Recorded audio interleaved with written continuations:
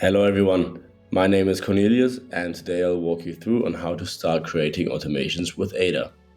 The easiest way is to start aligning the basics and then add more context gradually. Also, just keep it casual. Hold a normal conversation as if you would explain something to a new intern of yours. If you prefer to speak, you can also just use our latest voice recording feature.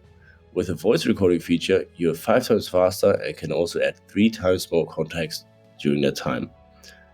So let me show you how I would approach an automation. Over here you can see a mock ERP page where I have to move data from an invoice into some input fields and submit that data. In that case, I will proceed and start outlining the automation requirements for Ada.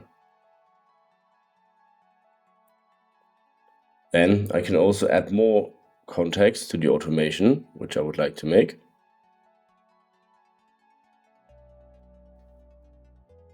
And furthermore, I can also mark the elements where the data is coming from and where the data is supposed to go.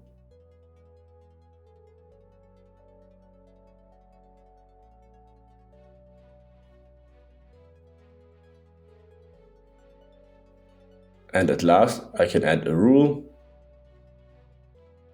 so that she always submits the data once copied and pasted into the input fields.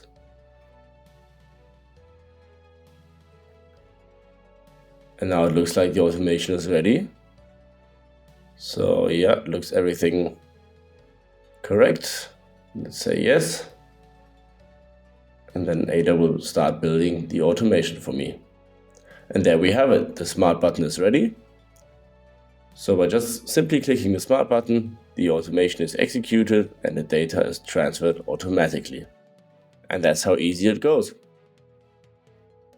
So try it out yourself, either by text or voice recording, and I wish you a happy automating.